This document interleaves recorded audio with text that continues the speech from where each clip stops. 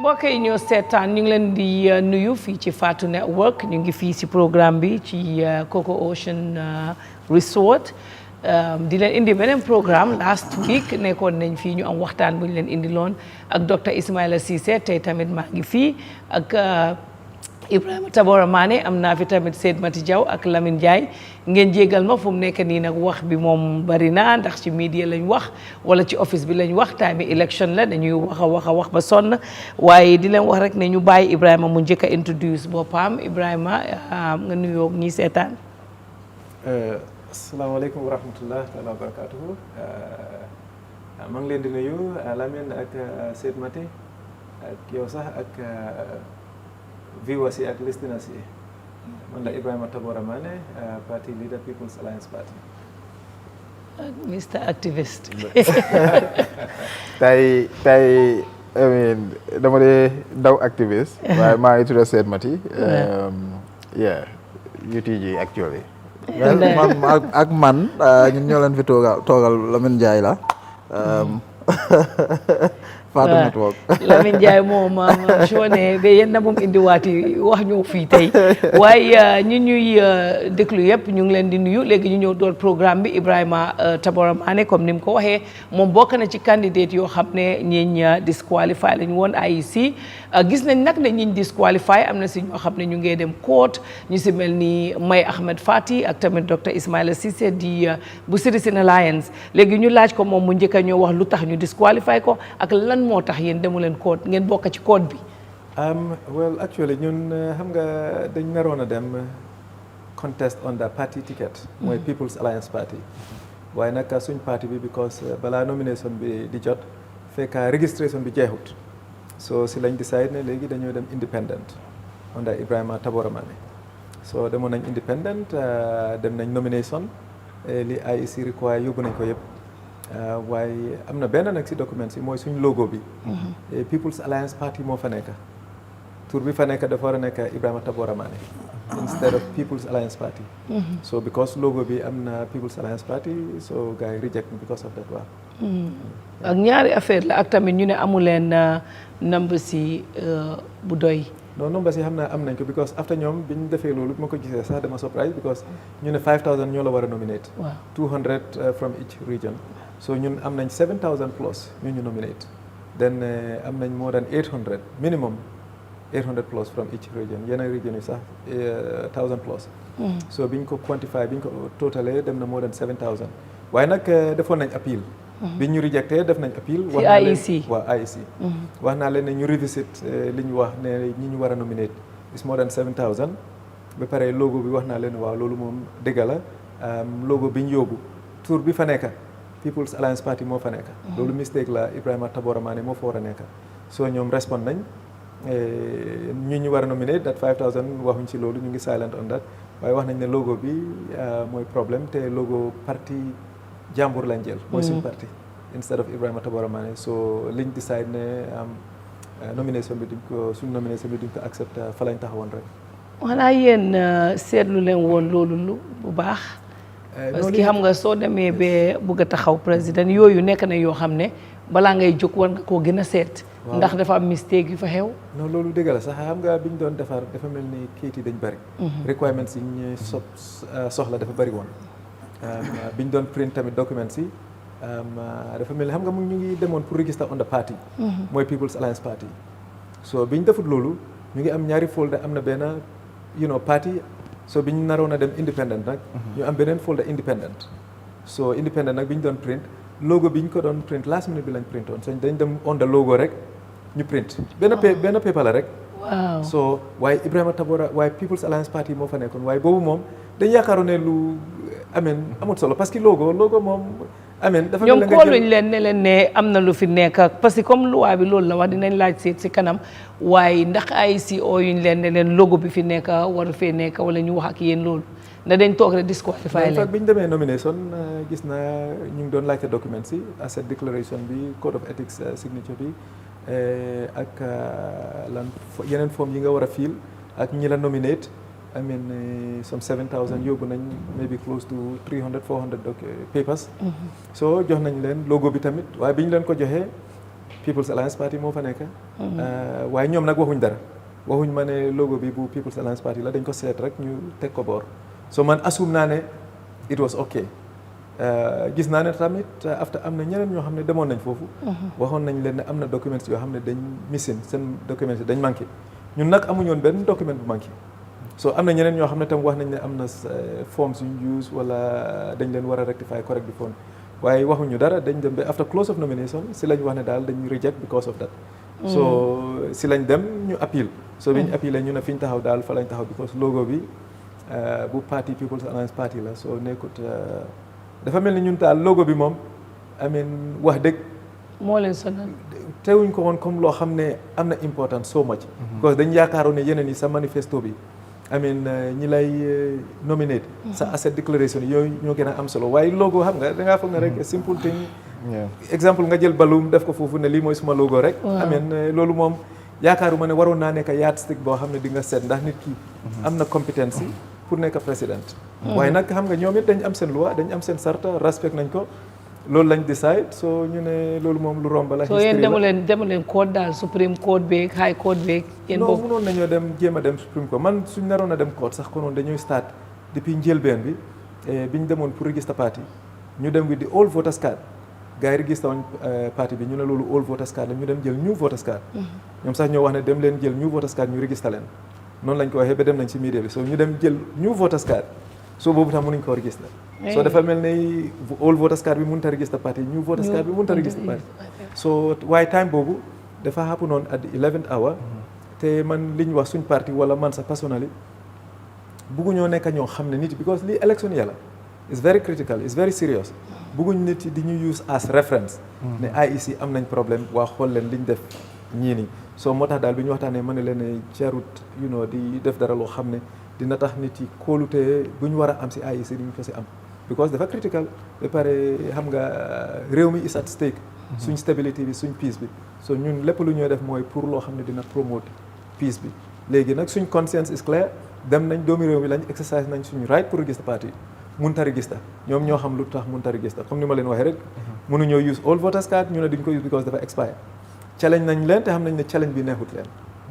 so ñu indi new voters card still mënuñ koo register so dinañ xaar after elections hopefully dinañ register parti bi so independent nag wax nañ ne logo bi mooy problème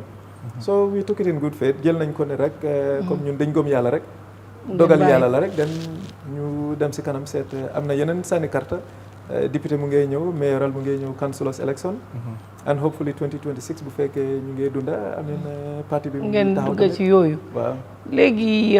seet ma laaj la yow moom explain na yëpp IEC maa ngi dégg waa si itam ñu ngi wax loolu ne mënoon nañoo reach out wax leen ne am na yenn yi comme ñoom tamit time buñ jël yëpp xam naa ne moom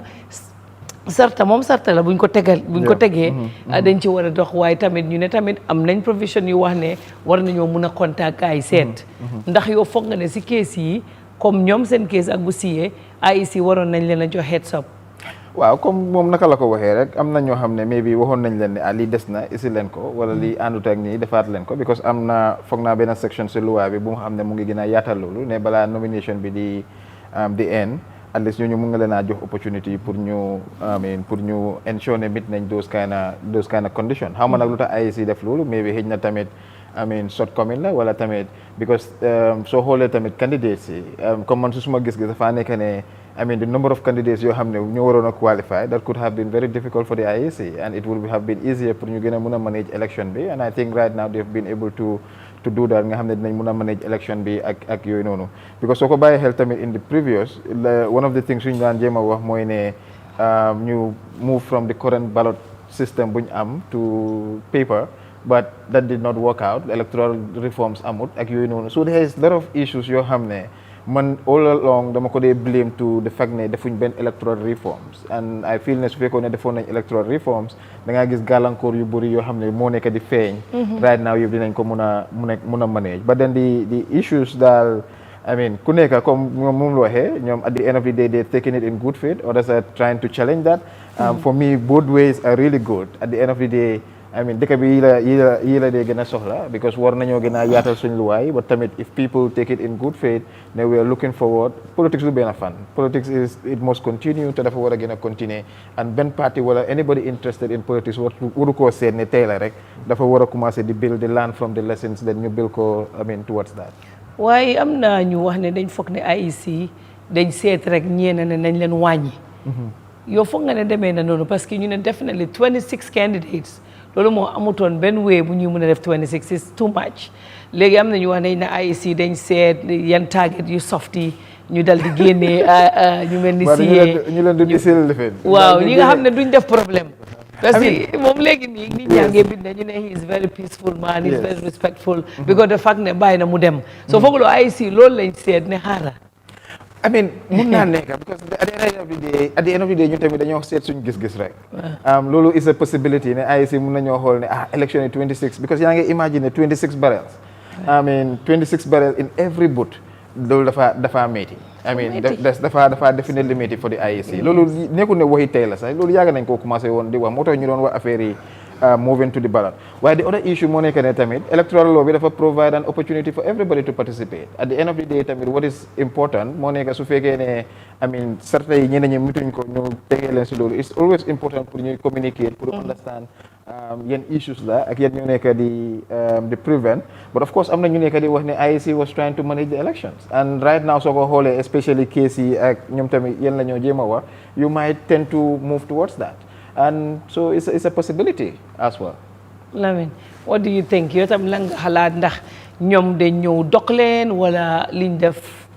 dëgg-dëgg ñoom qualifying because ñu ne am na information bu wax ne war nañoo at least get back to ñoom te we were there when they were saying to some people ne yow nga ñëwati balaa foo nga indi ñii ñu ne leen balaa Friday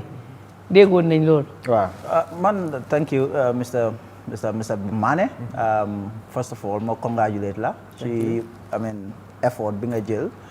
nga feel ne yow tam do citizen nga doomi réew mi nga bugg a bokk ci jongante bi election bi mu nekk loo xam ne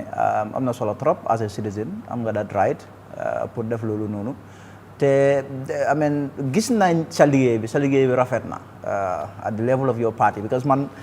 teluma koo bàyyi xel moom Mr. Manneh moom mu ngi fa woon all along you had the newspapers ñu ngi ko doon interview ci politique am bi ma dégga People's Alliance Party te mooy leader bi ma defee little research ma gis ne the former famous traditional leader mooy papaam so waaye biñ de gisee loolu noonu am nañ problème man dem naa ba interview ko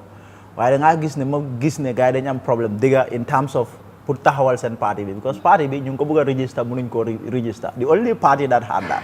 all along depuis change bi mu amee 2016 to now all the parties that went there kenn amu fa problème da ngaa dem ñu la ne demal nga isi these are the requirements ñu jox la nga dem nga xool nga indi loolu noonu ñu register la waaye ñoom I don't know somehow ñoom mënuñ ñoo register seen party bi moom all along fu nekk la complain dem na si media yu bëri wax na ci seen problème mu ne bu voters card bu ees bu voters card bu ees market ñu ne déedéet bu yóbbu bu ees ñu ne leen déedéet ok ba den waaye loolu yëpp bu mu demee ba gars yi gis ne ñoom duñ leen di register te élection bi mu ngay jot si moom dem na ba commencé di wax ne ñun we are going independent def na press conference mu ne ok léegi suñ gisee ne register wu mu ne am na ñu wax ne sax supporters sax wax ne nañ protest nañ def lii nañ def léeg mu ne leen déedéet bu ñu def loolu yëpp nañ seet suñ mënutee register party bi ñu dem independent so independent if you want to go also independent yes maybe si side IEC bi waroon nañoo sensitize gars yi nga xam ne they are interested in ku nekk ñu jàngal la ñu won la naka ngay jaar pour nga am sa nomination bi gars yi accept ko waaye nga gis ne ñoom bu ñu waxee ne we are going independent I'm not sure def nañ enough research pour wala xam party nu mooy demee ci nomination ak independent nu mooy demee ci nomination du benn because nekkul ne moom rek a dem independent Essa Faal dem na independent jaala na waaye mooy the only independent waaw jaala na so maybe Essa did his homework moom dem na mu find out independent lan la soxla mu yóbbu loolu nga gis ne I don't know do they do because IEC ñëpp wax nañ loolu noonu IEC this election mosu ñu am façon election boo xam ne IEC was struggling literally because so 26 people ñëpp suñ buggee taxaw then we are using these very marbles nga war a defar ñaata barrels you know loolu nga teg ko ci néeg bu ndaw boobu noonu du dem waaw so léegi ndax yow you think ne IEC nda dañ unfair si yow did something happen because when you want to come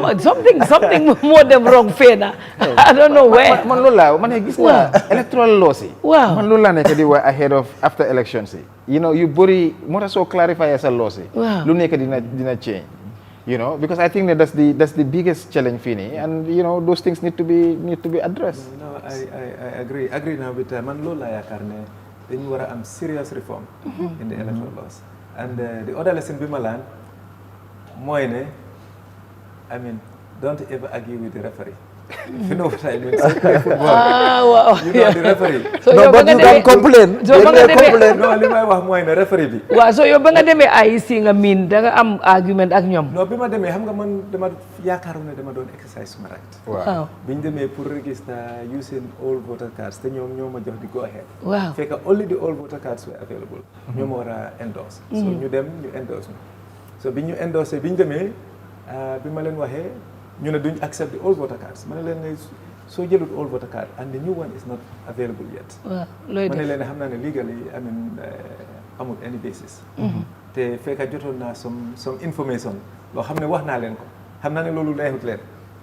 I mean you know kon da ngeen xëccante wax. so ñu ne ma déedéet loolu amut loolu am. li nga war a def mooy demal indi new one si soo indee new one si den dinañ la register. so bu ma fa jógee nag xam naa dem naa si media bi neexut leen. so ma demee si media bi with the old one so ma ne waaye xaaral ma dem jël new one so dem naa collect naa new one si indi naa leen so bi ma indee xam nga dañoo wax ne demal indi new one ñu register la so ma indi new one bi register so mit naa ñoom wax naa leen ne daal li ma suspect ak li may dégga ruuma bu may dégga dafa mel ne daal maa ngi convince ne loolu dégg la it holds water waaw comme dafa déggu so xam naa ne boobu tamit neexu leen so wax naa ne ndax parti bi dina register balaa nomination so mënuma am clear answer so si laa leen wax ne waaw su nekkee ne loolu mënut a am den dinaa dem ma taxaw independent parce que xam nga parti du register mënuloo register with the old one mënuloo register with the new one ba pare mënuma kon dinaa dem independent so ma dem independent waaye seriously bi ma doon dem independent I'll tell you honestly I was 95% certain duñ nangu waaw I was 95%. li tax loolu. It's okay am na lu tax. yow kon maa yaa IEC déedéet léegi. xam nga because man time boobu nag dama feel ne I was in their black books. But then why? But then lan nga def IEC. ba pare loolu warut a am sax because this is not about IEC. They should follow lu loi bi wax loolu la war a follow. It shouldn't be personal. li ñu def comme li may wax rek. xam nga soo demee nga dégg rumor. It's not confirmed. I mean mënuloo wax ne it's factual. yow rumor bi nga dégg noonu lan la woon. non rumor bi ñoom wax naa leen ko te bi ma ñëw si mii wax naa leen ne. mooy la dama dégg rumor bi ñuy wax mooy ne suñu parti duñ ko register ba after election. yéen dañ leen di bàyyi ba after election. after election la parti bi mën a register. te xam nga luy waral loolu am na ñu wax ne am na lu nekk si gannaaw ameen bëgguñ koo gëm. ameen waaye dégg nañ from different sources. so waaye still ñu ngi adamant ne non suñu right la as citizens. pour ñu register a parti su bi la lu mënta am ñu ne den foog ñu taxaw. waaye ni ma ko gisee rek pour li ñoo wax def nañ suñ homework li Lamine Ndiaye doon laajte because déglu nañ IEC wax nañ ñu luñ soxla. xam nañ luñ soxla te ñeneen yëpp luñ soxla yóbbu nañ ko ñun dañ foogoon ne pour taw élection xëj na sa qualification bi academic qualification xëj na loolu dinañ use that as yardstick wala ameen sa manifesto bi wala other things. waaye pour ne logo dina tax ñu disqualify la musuñ koy xalaat ameen waaye ñeneen ñi luñ yóbbu ñu nit yóbbu nañ loolu yëpp. waaye ñun am nañ ñu yóbbu sax loo xam ne ñeneen ñi yóbbuñ ko woon. waaw te yéen lañ disqualify. so comme li may wax rek mooy ne in fact even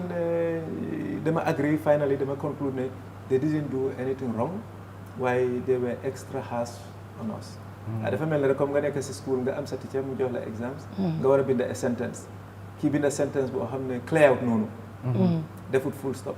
yow nga def sentence bu waaye defuloo full stop su bëggee mu ne la yow muy defut full stop su bëggee mu disqualify la. su bëggee mu def na paasuloo. so xam nga loolu dafaa def si discretion nit ki. yes it's true. But I don't think it should be about that, right? No, it's true ne logo bi ñu use is wrong. loolu they are absolutely right. yes waaye ñoom des na si ñoom. waaw pour ñu gis ne ndax logo boobu war naa tax. wala ñu ooyoon leen sax ñu ooyoon leen. so suñ joxut chance xam nga soo commencé ak ñaaw njort. xam nga suñ la joxut chance rek da ngaa gis ne kon nag li may xalaat waaye it may not even be that waaye man li xew rek at the end of the day li ma wax rek mooy ne man if I wish for something su ma bëggee dara ma am ko xam naa ne moo gën si man te su ma wisee dara aw ma ko tamit dama gëm ne loolu moo gën si man because yàlla xam na that is my destiny this election moom waruñ koo contest te suñ ko contesté gëm nañ ne du baax si ñun parce que mënoon nañoo dem campagne ñu involve in a fatal accident yi dem paralyse wala ma deesi mun nañoo dem élection sax ñu lose so man if I were IEC su nekkee ne man maa ngi seen position because of all these experiences li ñu amoon man li ma doon def rek mooy ne rek kii def na si even this error waaye pour prove ko moom wrong ne moom lu mu doon assume wala nit mi li ñu doon foog dinaa ñëw rek ma ne ko lii nga war a rectify si small thing rek then pass bi move on parce que noonu duñ doon àgga fi sax dañ doon soo li ngay di wax ne dafa am si politicien nii ñu la doon jéem a bloc ndax loolu make sense am na ñu doon wax loolu tam is you know loolu makes a lot of sense man daal why politicians yi don't have control over IEC do they ndax dañ am loolu noonu ci kaw IEC is really gis nga politique dafa funny dafa bëri détigé man génn naa wax nañ ne endorse na te endorsement so politique dafa bëri games ak misinformation ak disinformation in fact man bi ma doon dugga ñun dañ demoon with the intention ne dañoo dem sanitize politics completely te dañ amoon suñ game plan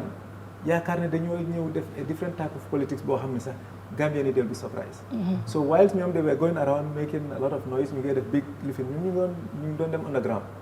if I tell you you'll be surprised we have about more than 100 bi ñu doon check suñ analysis amoon nañ time boobu 130 to 150,000 supporters demoon nañ amul benn region boo xam ne demuñ foofu we spent a substantial amount of money suñu la waxee da ngaa foog ne it's just crazy we did our groundwork we did our homework man si nomination bi nag honestly si nomination bi si independent fo naa ñoom liñ génnee si nit ak ñoom li ñëw fa naa dëgg si independent ñoom ñoo ëppoon man foofu laa door di gis gars yi in URR waaw dañu wax gars yi URR ne jarut kenn mu ñëw gars yi CRR yi dañ leen wax ne jarut kenn mu ñëw then ñu dem LRR xam nga LRR ñoom suñu ay kal lañ kiyang waaw soo demee jaara ak kiyang ay jaara xam nga ñoom yi ak jaara ay kal lañ waaw ñooñu dañ leen wax ne jaruñu dañ nga dem fooñi surprisingly dañu am fooñi sax bu baax you'll be surprised ne we were the first party waxuma comme during registration bi waaye pour dem Kanilaay ñun ñoo dem Kanilaay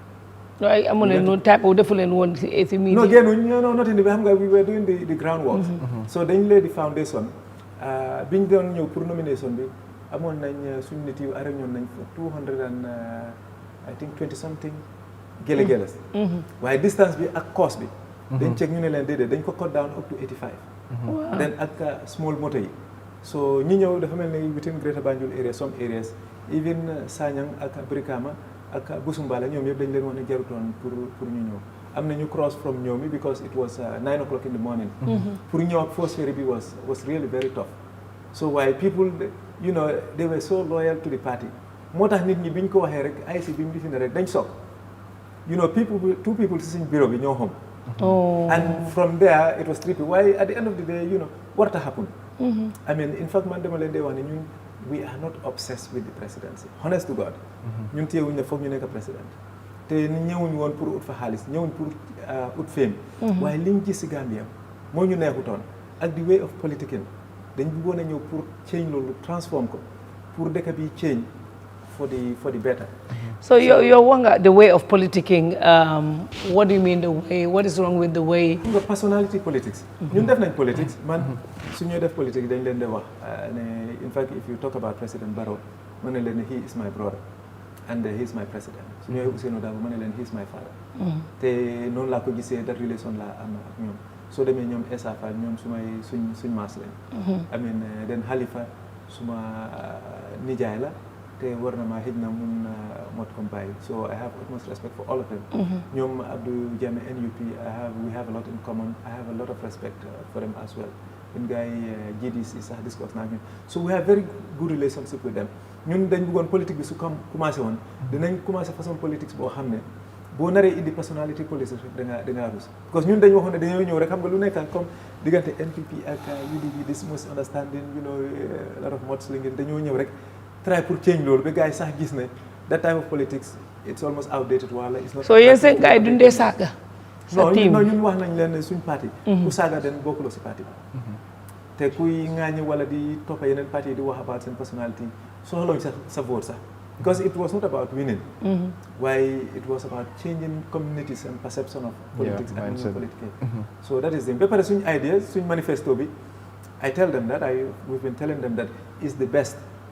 dégg naa ñeneen ñi am nañ suñ 25 points manifesto the changes would have been transformative and radical I mean dafa uteeg yeneen manifestos yëpp because Gambia fi li mu soxla fi mu nekk nii du nekk piecemeal changes comme bu ndaw dafa nekk loo xam ne dangaa ñeme te li ñoo wax ak li ñoo nar a def politiciens yi ñu bari ñemeñ koy wax te Barrow is my brother he is my president waaye man li ma attaque police am gis naa ne ñii attaque ko liggéey yi moo def sax li ma koy attaque te man we were very close because you talk about issues front la oh yeah I heard about that yeah boom just for me we used to during school days ñu doon dem Crab Island with my cousin brother form 1 ba form 4 gars ñoo doon ànd man ak kooku ñoo nekkoon students ñoo nekkoon di same néeg mu jógee Crab Island si Moussa Ndiaye persévérance mu ñëw muslim mu ngi muslim man it maa ngi muslim mu fekkoon form 3 weekend dañ daan yàlla dem Baara you'll be surprised we go to Baara ñu spend time together so he's my big brother waaye bi ma génnee rek ñu ne no he's a front well I heard about that right $1 million yi ñii ñu ne jox na ma $500,000 dama ñëw pour yaaxa kartal ma ne leen man ku ma xam I mean ak suma jikko ak li ma gëm loolu moom I'll never do that du ma ne koo xam ne dama betray I mean the country te ay si sax du ma doon dem that far with them su nekkoon ne dégguma anything loo xam ne daf ma tiital wala daf ma ragal loo konoon du ma doon pousse tout far waaye bi ma déggee te xam nga du ma dem di toog si biti di leen jóo wala di wax loo xam ne dama leen koo xoolee dama dem si ñoom ma toog ak ñu ma ne leen lii laa dégg ñu ne am na ñu leen di influence ba pare suñu parti duñu register and then they deny it ñu ne ma non ñun kay duñu influence dañoo def suñu liggéey professionnel. But they denied it. Yes, they denied it. They said nobody was influencing them and it was not true. It was mere rumor. So I accepted. So moo tax ma demaat pour use the new voter cards. Gom nga leen. So bi mu xewut ma ne this is really it's really interesting. So xam nga ñi laa wax di rumor den de comme ñu ne la ne xam nga wax nañ la ne lii du xew. And then you were saying ne dina xew. So obviously then ma ne xaaral ma dem independent.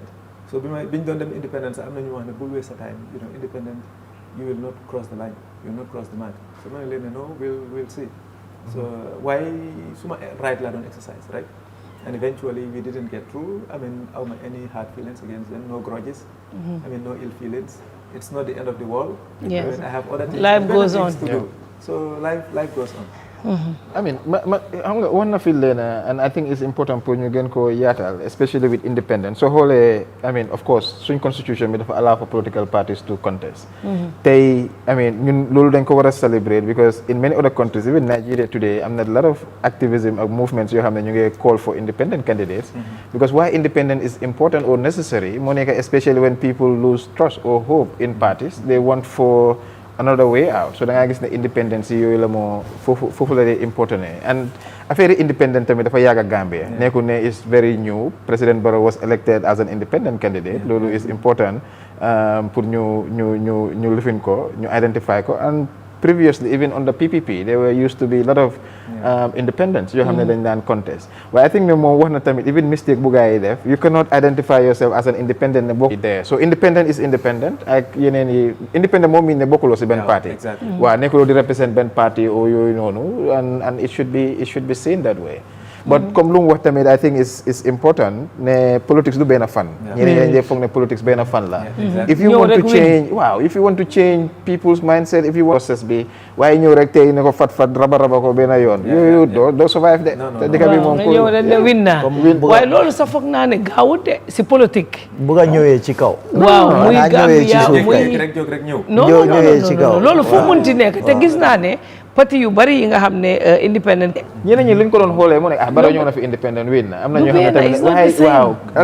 politics context dafa important tamit waaw context dafa important and ak situation time bi tamit dañ dee wax in history time and space what is the current reality right now dëkk bi dafa level in a way kenn nekku di coow naan GRTS joxuma li clip kala because everybody like without GRTS you have access to other media houses and everybody is talking so da nga gis ne that framework dafa yaatu and people is that and right now ñu ngi dem process boo xam ne is called transition and transitions tamit you know yeneen dañ dee wax ne daf dee mën a delluwaat back to dictatorship wala mu move forward and right now ñu ngi gis ne dëkk baa ngee move what we need to do mooy ñu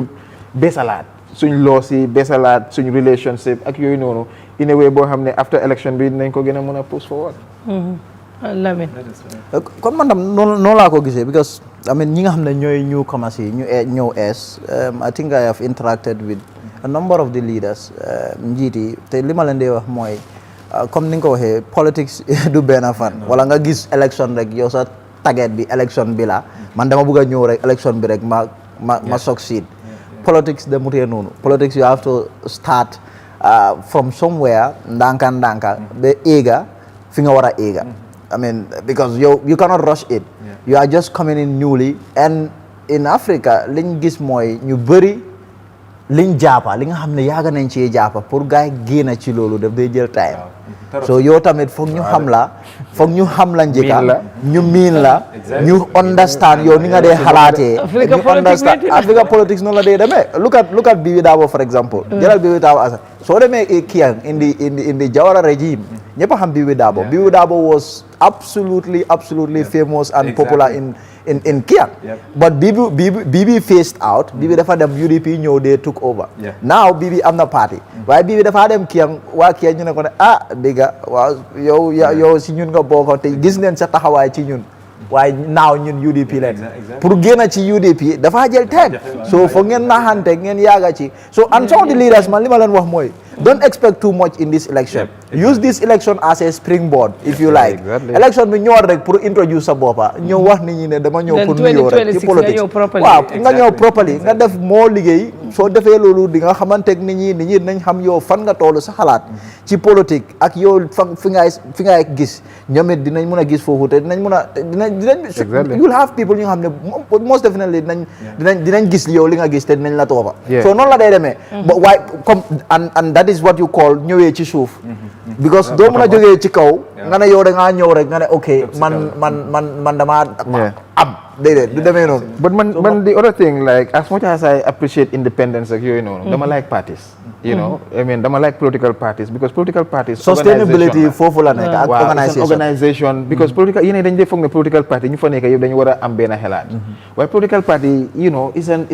organisation boo xam ne yaa ngi dajale nit yoo xam ne ku nekk mënul naa dem fu mu nekk waaye because what their plan is not to be independent their plan is to have a political party and when you have a political party yaa ngi build structure yaa ngi build organizations and at the end of the day you know nit yi dinañ mën a wone seen bopp foofu noonu waaye independent like most likely dafa nekk one of it's not sustainable man li ma gis si independent yu bari tamit I think most of them don't even want to invest because soo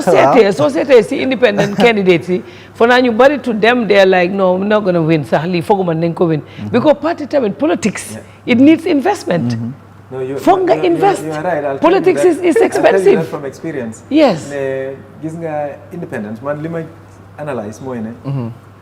am na some independence I can't say all of them but some independence dañ fa ñëw not because they're in for the presidency waaye they have other motives dañ ne dañoo ñëw rek pour ne nekk si rek then eventually xëj nga di nga am cabinet position or some other position dañ ne loolu moo leen si dugal so su boobaa nag da ngaa ñëw rek independent and then ñëw mu yóbba be yow dañoo business waaye moom nomination am bi ku ko gis xaalis dugg na fa di nga xam ne kii non di nga xam ne xaalis kii dafa serious di nga xam ne kii serious ne pare xale yi mu àndal maa ngi fa lii amul benn nomination bu ma raw yëpp laa gis waaye dégg naa am na xaalis de moom dégg naa am na xaalis de xaw ma ndax am na de waaye xam naa ne nomination am bi am na xaalis torop sax sa nomination bi spend alter bi man am na ñu ma ëppale xaalis fuuf dëgg Gambia ni xam nañ ñu am xaalis dama manage aw ma xaalis waaye xam naa xaalis xam naa xaalis bu baax te xam naa nuñ ko utee te du accountant nga by profession right accountant la by profession waaye audit businessman I am a farmer waaye ñu ne accountant duñ dee spend non xam nga politics moom soo bëggut a spend waaw di génnal exactly especially Gambian politics exactly politics in general waaye aw ma xaalis waaye am naa good people ñoo xam ne waaye spend on ngeen spend on nañ a lot of money because anyhow xam nga te soo gisee ma challenge sa IC balaa ñu doon dem through that whole process of nomination the first time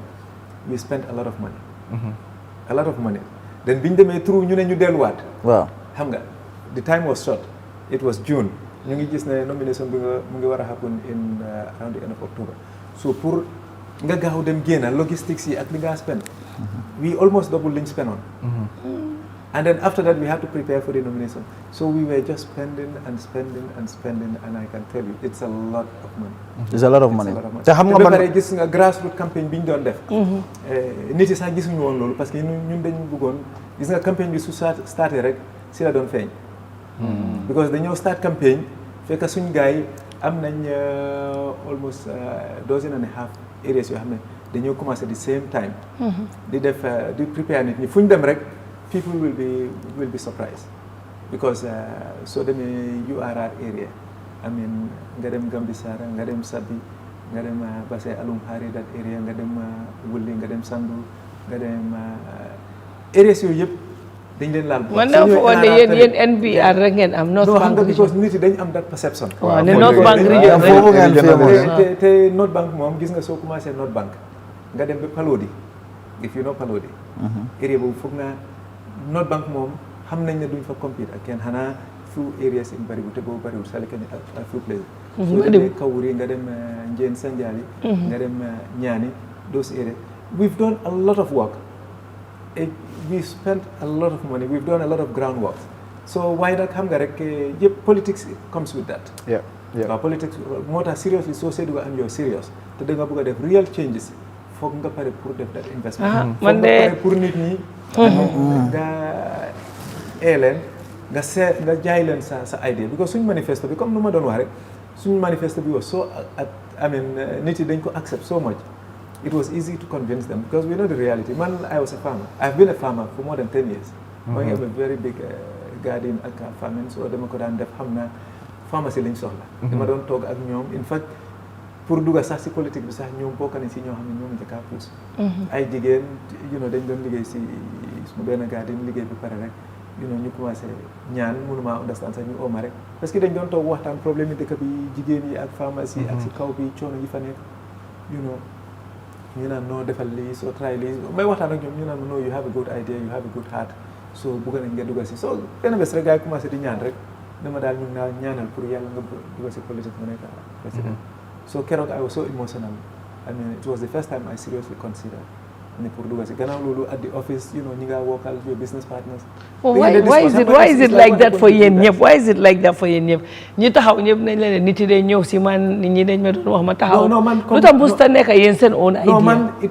was my idea why I foog ne politics was dirty xam nga man I was brought up in a political environment. yes all along musuma involved in politics waaye comme si office bi fi maa liggéey comme xam nga rek nit yi rek soo nekkee si jotaay vuy grand place soo leen toogee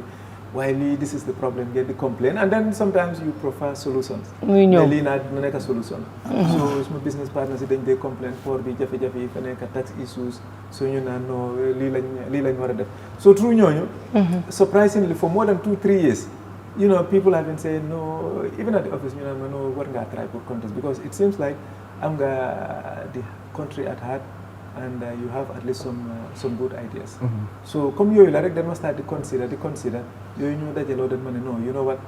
foog naa ne daal réew mi while reading something in the Quran ñu ne dama ko def always ñu ne hubbul watan minal iman kon bugga sa réew part of iman la part of faith. jaamu yàlla so ma toog rek ma ne déedéet you know what mënuñ ko bàyyee noonu.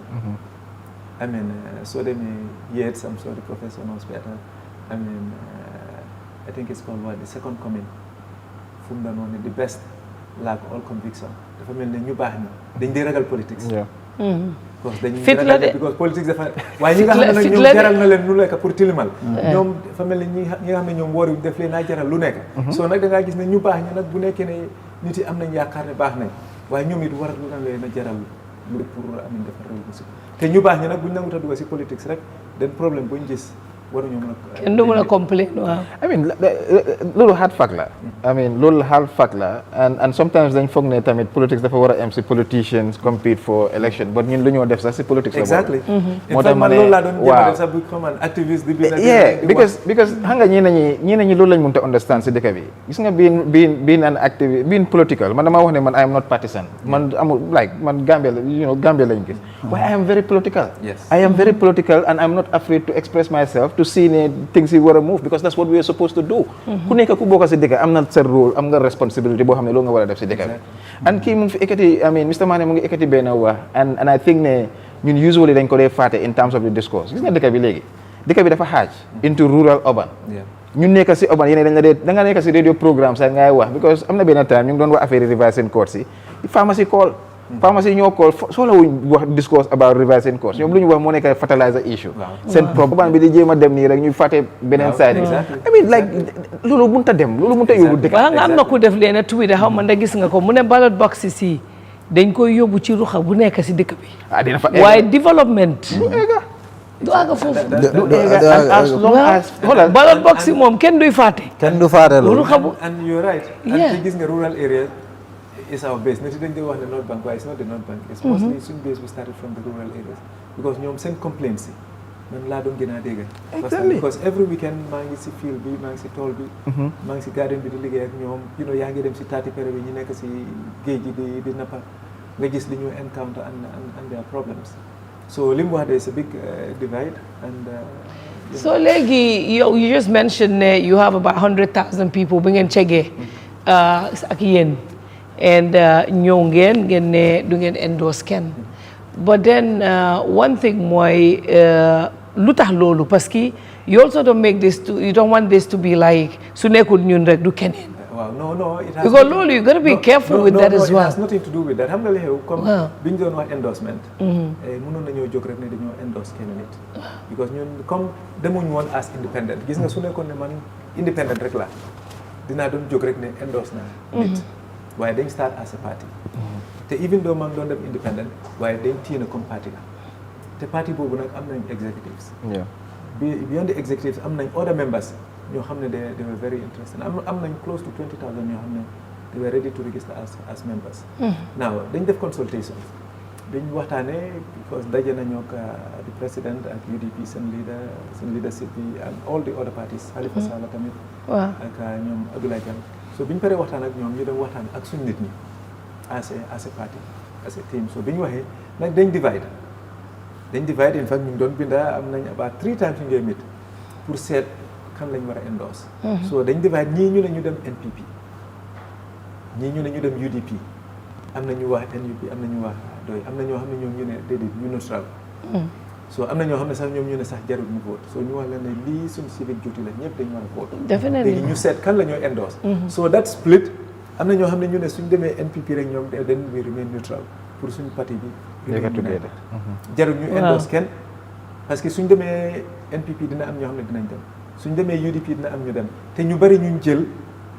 yéeg nañ ne ñu bari ñii dañ jógee NPP ñu jógee UDP ak other parties so ñu ne leen kon pour ñu remain the same jarul ñu endorse kenn waaye su time sànni carte jotee ma ne leen man dinaa dem seet ku ma doy ma sànni ko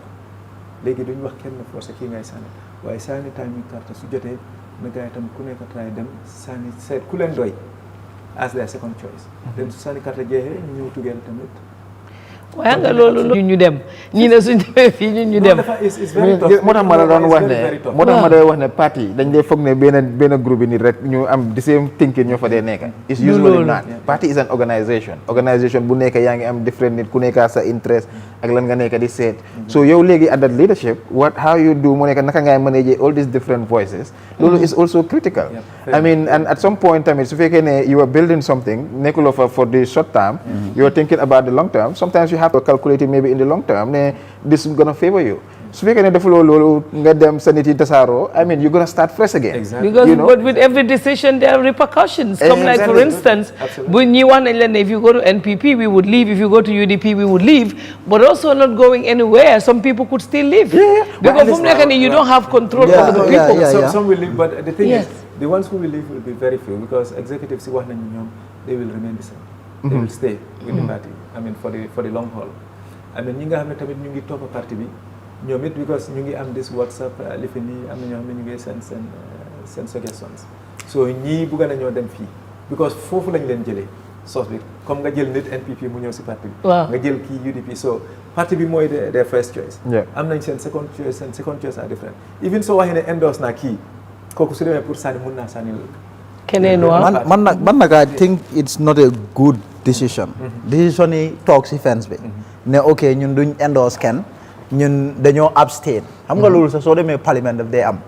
decision ñëw ñu sànni ko si floor bi ñu ne nañ vote nga am ñi nga xam ne vote nañ yes ñi la vote no nga am ñoo xam ne abstain nañ so ñii loolu lañ def ak parti yi yëpp dem ngeen NPP dem ngeen Dabo dem ngeen kii so at that level of the party seen meeting bi executive meeting bi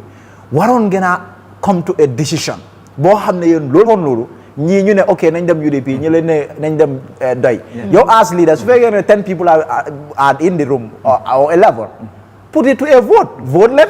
ñi nga xam ne taay su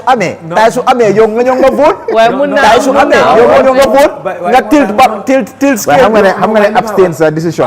décision la waaye du it's not a good decision du décision bu baax no where I disagree with you waaw fi ma disagree with you mooy ne nekkuñ ne dañoo abstain from voting no voting di nga vote xam nga société Gambia from voting in the elections no they are not abstaining waaye xam nga boobu no xam nga société élection bi fi mu nekk nii silent they are not voters voting anyway waaw so ñoom société dafa mel ni ñu ngi toog to reserve themselves no but at the individual level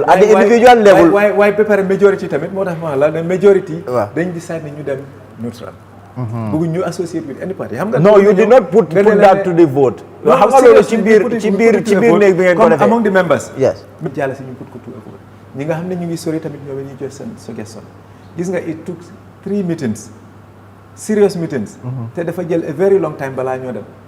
te amoon na time sax try nañ pour dem with one waaye yaa ngi mën a gis even among your executives yaa ngi mën a gis division right there and then te loolu moom is very critical to us is very important to us te xam nga li am solo mooy ne at the end of the day elections dafa xew te ñiy taxaw suñ nit yi dinañ dem sànni carte they will exercise their right so sànni carte boobu whether before election wax nañ ne kii lañ endorse or not they will vote for one or the other one of the candidate no at the level of the nit bi moom amul benn obligation pour mu génn ne ok kii laay saanil wala kii laay see waaye man comme li may wax parti si at the level of the party this is an institution because your institution bi yow li nga nekk di advocate mooy yow right system bu nga bëgg ci dëkka so as an institution yow war ngaa mun a jël décision boo xam ne nit ñi dinañ mun a xam ne ok Pape fii la nekk waaye right now nobody knows where Pape is. well I mean you xam nga leen moo nekk kii si man lu ma nekk di seega si waxam bi this is not like an independent he is somebody they are working on establishing their own political party yes mun nañu of course it is a decision boo xam ne mun nañoo génne ñu ne ok we are supporting this party because either maybe of course ñu ne national interest loolu lañ dee wax moo mën a understand la mooy national interest but we are supporting this party either because moo gën a close to our ideas te nañ ko jéem a endorse waaye at the end of the day is decision making I mean options yëpp a ngi fa solutions yaa ngi fu nekk but yow léegi da ngaa xool in the short and the long term what will be to the benefit of your party man if I'm thinking as a political as a party I'm gonna think like that I'm gonna think ne well in the short term maybe mun nañoo dem ak fii nii loolu dina yaxal suñ parti bi but maybe suñ ku ñoo support dina win at the end of the day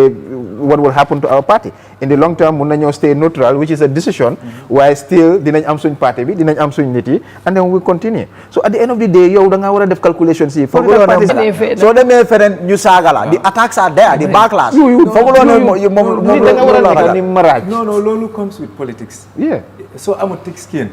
den jarul nga dugg politics man bi ma duggoon dama foogoon ne rek politics dafa set man dama wax lu baax ak lu rafet dama yaakaar ne ñëpp dañoo wax lu baax ak lu rafet waaye dama dugg rek attaque si ñëw xam nga comme waaye yéen moom saaguñ leen de non man saaguñ ma yéen ñoom moom ngay still Barrow moo la teg dañ ma use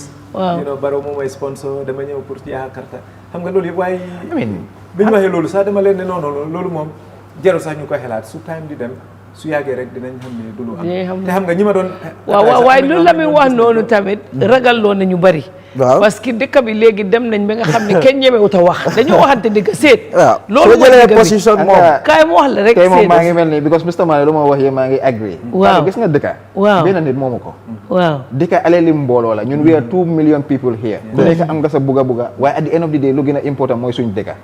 I mean su fekkee ne nit yi dañ laa saaga si because yaa ngi faral keneen ku nekk am na fi choice yow kenn saagul la sa choice ngay saaga keneen si choice am bi pour lan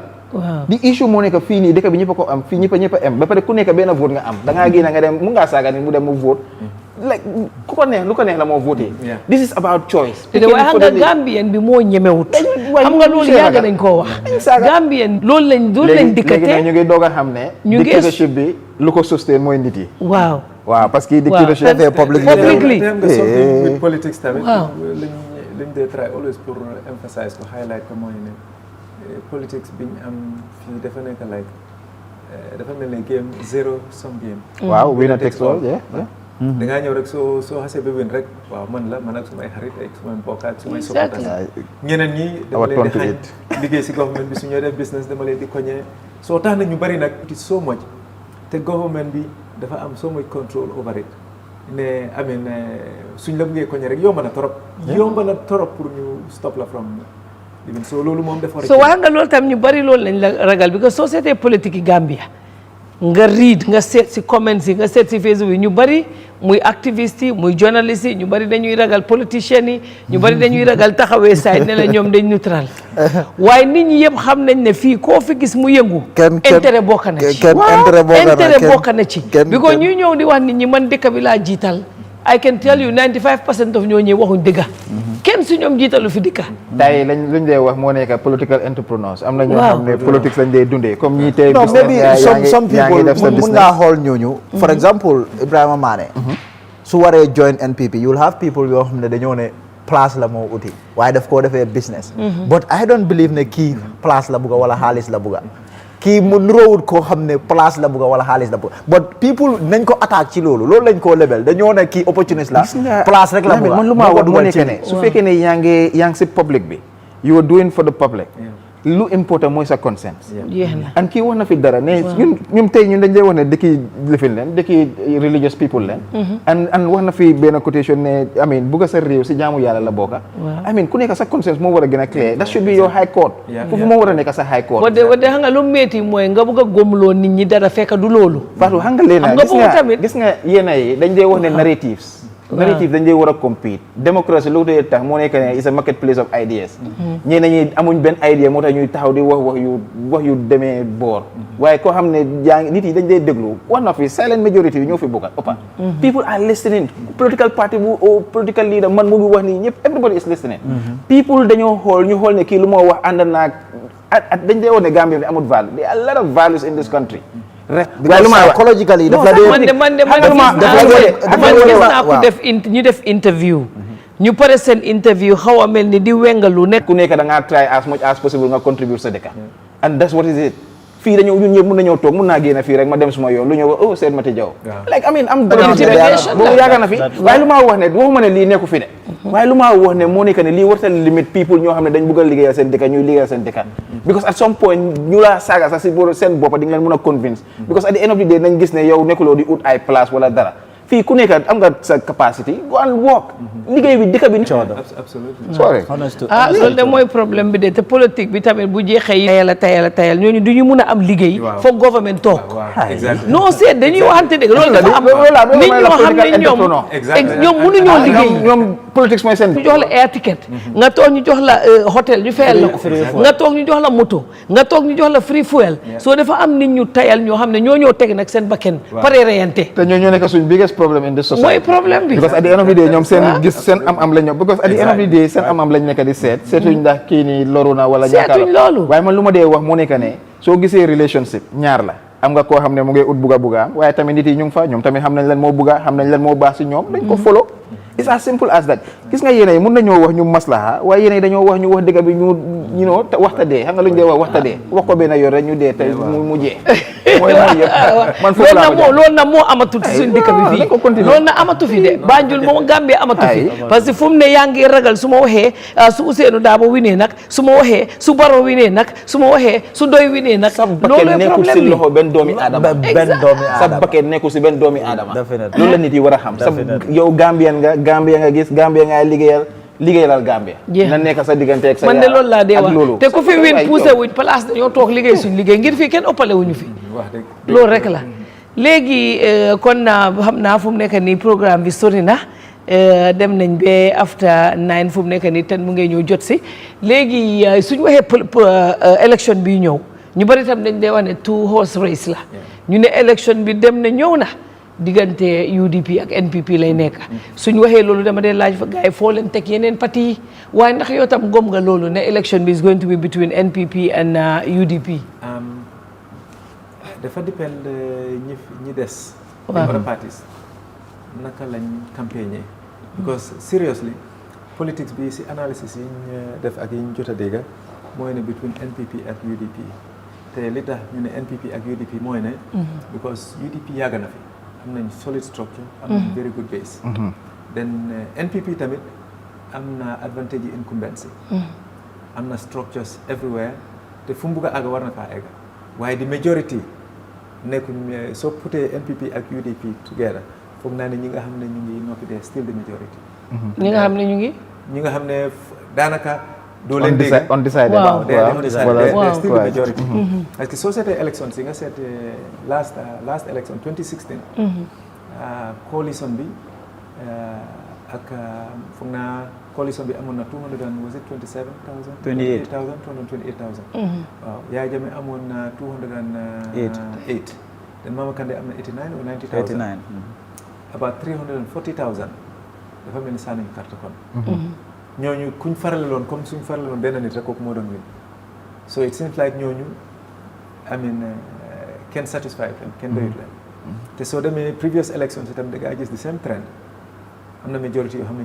duñ doon cast seen vote so ñi si des di order for bu ñu leen discount su nekkee ne ñoom mun nañoo reach nit ñi convince leen bu baax I mean jaay idea boo xam ne is more appealing to than this other one mun ngaa am a surprise nit waaye li leen limite li ma jot a gis so far lu leen limite mooy ne dafa mel ni they don't have the funds because campagne bi ñu nekk di def man si suma gis-gis dafa des so dafa mel ni ñi nekk di campagne tigi mooy NPP ak UDP ñoo nekk di campagne bu baax because ñoom ñooy campagne bu baax because am nañ resources bi am nañ structures waaye nga PDOIS moom ñoom nii forever ñoom nii lañ dee defee ñoom they take it easy and they is always easy low ñoom noonu lañ dee def travel na across the country soo demee si place yi ñi nga xam ne ñu ngi wax da ngaa fekk ne NPP la ak UDP ñooñu lañ dee wax lu bari so dafa mel ni mu ngi xaaj diggante NPP ak UDP am na ñoo xam ne sax soo leen waxee sax duñ xam waaw surprisingly duñ leen xam ba musuñ fay dem musuñoo dégg seen message exactly xam nga xëy na nataal bi rek lañ gis si télé bi te fooguma ne loolu rek dina mun a convince nit waaye di nga fekk ne ñëpp dégg nañ NPP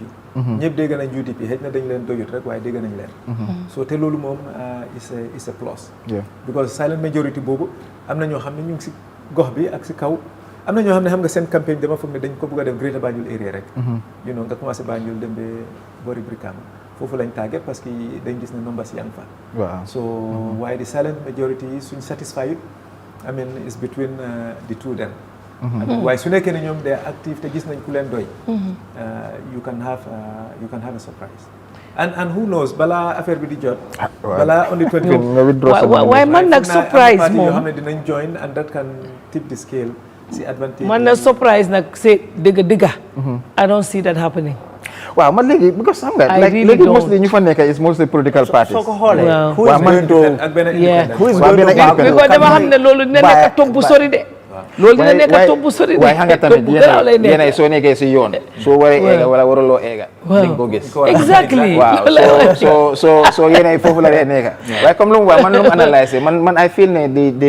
the field is very open I mean comme lu ma waxoon ne media beeg everything is very open waaye of course discussions yaa ngi UDP ak NPP nga dee gën a dégg ba pare UDP one of the things dama ko dee wax I mean they've been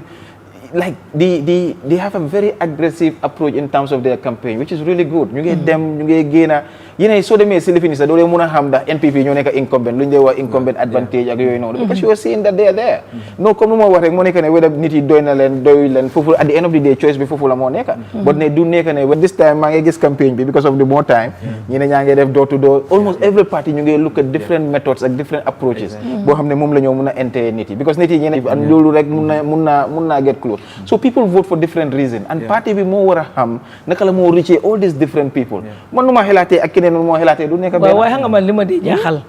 liñ dee gis si internet bi ak koo waxal di nga gis nit mu ne la maa ngi UDP nga wax ma mu ne léegi génn naa fa sax maa ngi ca kële loolu laa dee gis di waaye yéen loolu dafa garaaw loolu dafa yomb Gambian politics moo fluid dafa complex complicated nomination bi da ngaa gis kenn 5 t-shirts nga dugal si naxe rek mu continuer rek waaye naxe mu ngi ci de candidate yaa ngeen naxe de yow docteur Cissé amoon nañ ko fii keroog wax na gele bi di ñu ne am na ñu def business ñoo xam ne rek tamit yaa ngi am ñun def nañ benn study on the cost of parliamentary politics in Gambia lu tax because politics bi yéene mu ngi gën a seer ñeneen ñi waaw mu ngi gën a expensive dafa gën a seer because of democracy tamit moo waral loolu noonu waaye amiin ñu ngi wax ne politicians yaa ngi naxante waaye man ñu cobi foofu la dee jógee ak ñooñu dañoo ñëw mun ngaa kii mun naa ñëw ñu wax la lu la nee ñu collect keneen ki ñëw ñu collect dañoo collect because they have a membership ñoo xam ne tamit dañoo collect foofu noonu boobu that is part of the politics waaye su fekkee ne yow tamit da nga put all your eggs in that one basket amiin mun nga koo ñàkk but these are elements yoo xam ne dañ ko war a gën a study ñu gën koo mun a understand nga xam ne politicians yi seen boppa sax dinañ mun a understand the structure of the politics nature bi social relations yi ak yooyu noonu yëpp dafa critical si our politics man moom maa ngi gën a jànga moom man moom student laa léegi bii kay moom bii waaye na nga gisee loolu politique si xaalis bi yow noo ko gisee as a politician because politique moom soo si bëggee succeed in Africa foog nga am xaalis te nga am si lu doy nag nga am si lu doy Joe Biden spent more than $500 billion Joe Biden lim spend si campaign am bi was too much waaye man Gambia rek laa gis fii spenduñ sax non fii moom ñëpp dañ fii 10,000 xaalis bu bëri la because nit yi amuñ 10,000 xaalis bu bëri la fekk fi jox $50 sax mu ñaanal la ba ëllëg nit yi amuñ but then loolu laay wax xam nga sooy def politique bu cheap maybe you can go ci mbedda bi but then what I don't understand when it comes to media bi ñoom ñu bari investuñ si media ande ñuy forcer nag ne bàyyi force media bi def la war a génne media bi ooyu ko kenn ooyuñ ko kenn liñ oo rek mooy news waaw xaalis la foog nga mobiliser xaalis nga pare spend xaalis bu baax bu nekkee ne pare pour spend xaalis den soo boo nga xam ne doo dem fenn waaye man xam nga leen amuñ a law on political parties comme naka la ñoo amee xaalis ak naka la ñu ko spendee campaign financing loolu dafa war a am because at the end of the day loolu daf dee mën a help mu create level playing field waaye ñeneen yi ñu ngi am ba pare ñeneen yi ñu ngi ñëw pour ñu limit that xaalis in terms of naka lañ ko réesee and even at some point dama dee wax ne lu tax government bi munta especially si jigéen yu dee taxaw lu tax government bi munta spend xaalis on jigéen we need to start talking about those issues because at the end of the day su fekkee ne ku nekkaa ngee spend xaalis millions ñu ngi koo spend si politics of course gële-gële yeeg asobe yeeg yooyu noonu dinañ si benefit some Gambians will benefit but at the end of the day dina create imbalances yoo xam ne it might be detrimental to our politics ak loolu important na pour ñu check ko even America yeneen places yoo xam ne they are spending a lot of money still they have those laws yoo xam ne mu ngi regulate and those things need to be around as well you know at least ñuy focus on the ideas suñ politics dafa war a change ñu limit xaalis bi waaye man dama foog ne ñoom li ñu bari liñ foog politique mooy si suñ politicien yi fii mooy nga jël xaalis nga spend ko ci gele-gele spend ko ci t-shirt spend ko ci aso bi ko gis nga bu nomination bi passé man foofu lu jàng naa fa lu bari di nga gis yenn supporter ni ñuy doxee ñu ngi mel ni ñu mar dox ñu ngi mel ni ñu xiif so you're not even investing on those people because guys suñ doxee si naaj bi war nañoo naan ndox guys suñ toogee ak yow depuis kay war nañoo lekka but nobody even some people don't even care about that all they care about is for them to be counted ñu ñëw ñu ne kii tey indi na nit ñu bari waaye gis nga nit yi dinañ surprise de waaw si suñ buggee foog na nomba si kii na rek gis nga musique bi ak t-shirt bi ak lifin bi waaye di réalité ñi nga xam ne they really loyal and committed to the party it's a big thing nga bugg a def effective campaign nga dëkk yoo xam ne rëy nañ nga bugg a àgg foofu nga jaay leen sa message bi pour ñu déglu la li nga need yëpp pour put ko in place it's going to be very expensive parce que nga yóbbu ay moto yóbbu ay nit ñi ngaa invite tamit you know obviously foog nga toogal leen ñu lekka or you know am na yenn time am na yoo xam ne di nga dem waaye needuloo dara waaye am na places yoo xam ne soo fa dem pour nit yi ñëw foog ñu xam ne suñu àggee dinañ lekk parce que doo mën a invite nit muy ñëw bori mu travel long distance war a ñëw sa programme bi añu ndeewut soo buggee cater for all of that ak sa logistics yi fuel si ñii dem am na ñoo xam ne ñu ngee dem foog nga jox leen allowance nga ñu ngee dem bàyyi seen famille si gannaaw so it's expensive te amuñ xaalis xam nga oh yes yooyu te ñun te entourage bi yii nii yooyu ñoo dee gën a foofu la bulk of the money foofu la moo gën a nekk comme lu ma wax joxe allowance si famille comme tey man nu ma nekkee in académie ñeneen ñi professional politician leen and they do that maybe fii political entrepreneurs yi laa dee wax professional politician because ñoom foofu la gars yi dee dundee but still they are not being very visible waaye dafa seer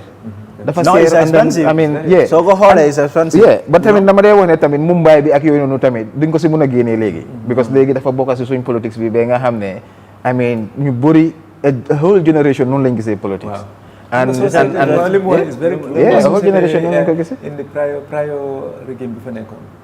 I mean politics yi xaalis la ay nit yi dañ miin xaalis nga dem yaay compagnie nga jox leen 100,000 200,000 50,000 20,000 nga loolu lañ miin ñu toog a rey ay nag amin lifin so nga bëgg a def loolu across the country and then te loolu moom moo continuer so léegi the choices yow as a politician I mean you have to do it very very smartly why whether you follow suit or not xam nga comme société doy exemple ñoom dañoo bëgg a am seen loudspeaker génn dem si bantaba taxaw you know di wax and then because tooguloo ñu joxeeloo enough t-shirt yaay compagnie joxuloo leen dara obviously ñoom dañoo toog rek it's not the message bi am na ñoo xam ne ñoom dinañ dégg message bi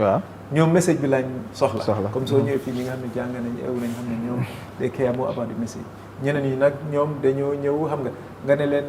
su ma toogee ëllëg dinaa bridge baraka fële within 1 year it's not practical waaye ñoom that's okay loolu lañ bëgg a dégg rek waaw nga jox leen t-shirt bi jox leen lekka bi so waaye ñoom itamit soo àggee fi mu nekk nii ñu bari eewu nañ loo xam ne is réalistique xam nañ ko soo ñoom dañ gis ne te dañ gom fi mu nekk nii soo demee même si kaw bi sax dañ gom ne politicien naxaate moo fa nekk so yéen da ngeen dee gom gaay yéen am na du xëy na du ñàkk dina am koo xam ne di ngeen xool kooku ngeen ne kii sa óoluwuñ ko bu baax gomuñ ne mu ngi ñoo support daal comme ñi nga xam ne dañoo nekk si ñetti parti benn nit loolu moom daf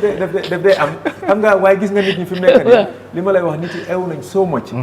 ne dañ ne politiciens si dañ ñuy promise àdduna ak lu si nekk ñu xasee ba toog rek dégg nañ ne am nañ ay millions am nañ ay manson seen bokk ay am nañ lii am nañ moto yu rafet ñun kañ amuñ si dara léegi nag soo ñëwee ñoom it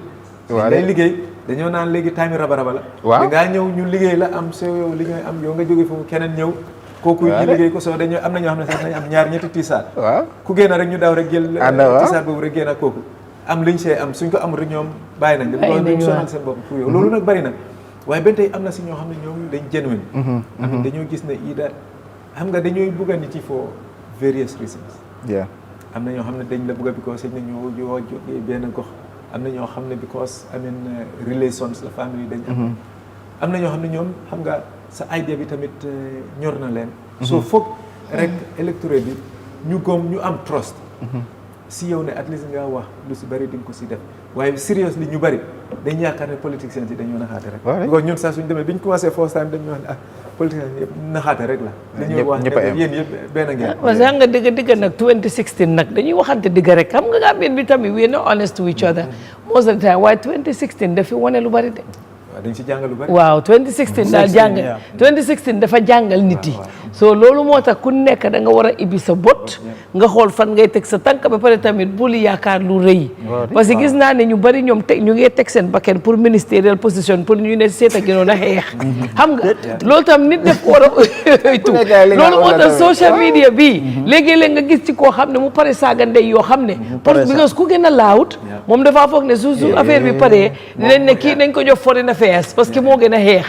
loolu tamit de war nañ see bàyyi xel te leen laa gis tamit Said maybe you can say something on that party some of the parties soo gisee dañ ko turn into like an institution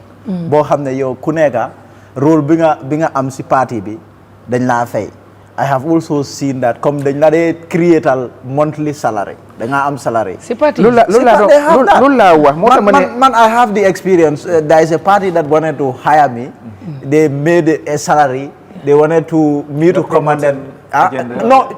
just to be the director of communication of the party, and it's a salary and then everything. So I found that a little interesting. I think that's very good. I think that's very good. They are doing that, and that is because party is good. I mean, it's very good. Party nekkul like comme ñun civil society yoo xam ne dañoo nekk rek di wax kirib karab. Party is an institution, a government in waiting.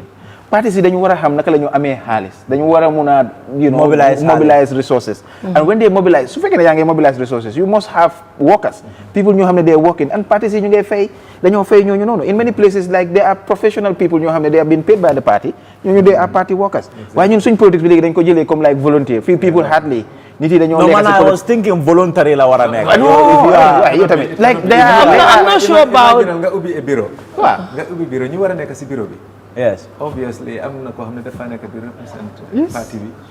I mean am na ñoo xam ne ay cleaners lañ am na ñoo xam ne ñu ngi def ay mobilizers lañ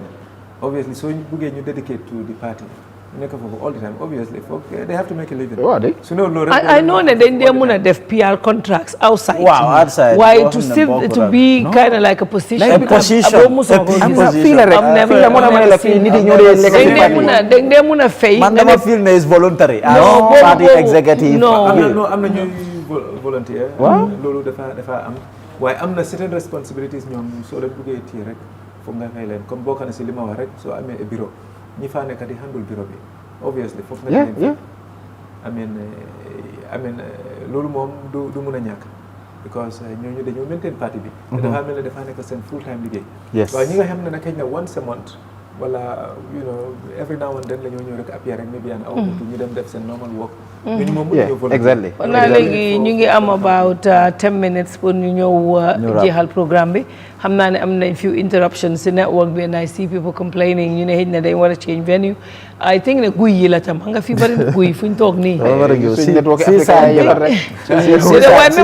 waaye même America tamit sax booy drive si freeway bi léegi-léeg nga àgga fu guy yi nekk waaw dañ dee mën a lose déedéet am na America sax booy drive si freeway bi def dee am so fa naa mun na am guy yi la waaye suñ politique bi daal is going to be very interesting waaye li ma gis mooy lu ma gis tamit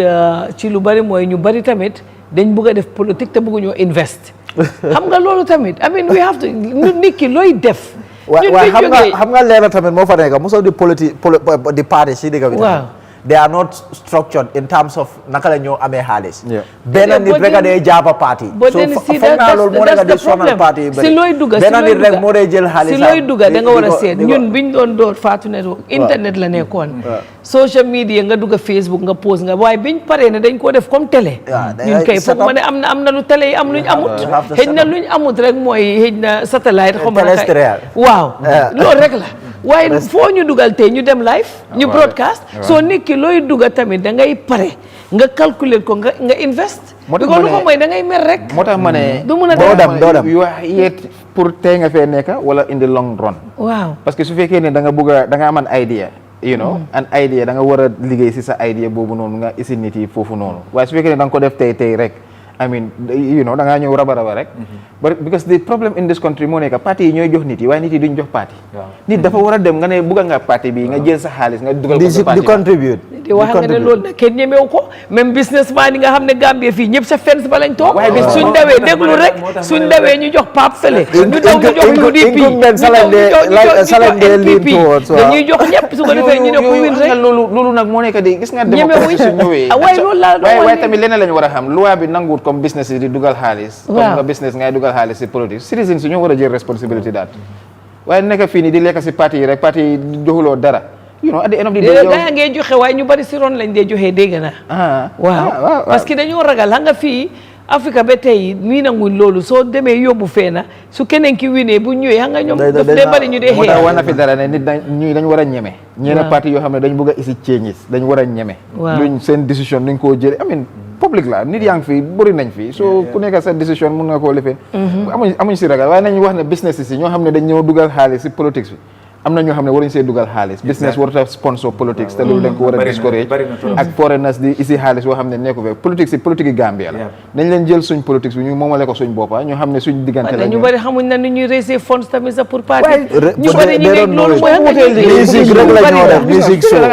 dem stadium ñu ne ok nañ invite Jaliba Kuyaate loolu rek lañ xam si loolu dafa yàgg loolu bari ñeneen ñi rek lañ xam si fundraising ak GoFundMe maa ngi gis yéen a GoFundMe $4,000 si $5,000. A party can even invest in a business. boo xam ne dina yóbbu party. It's good you mentioned that. because ñun yes with this plan gis nga fu ñu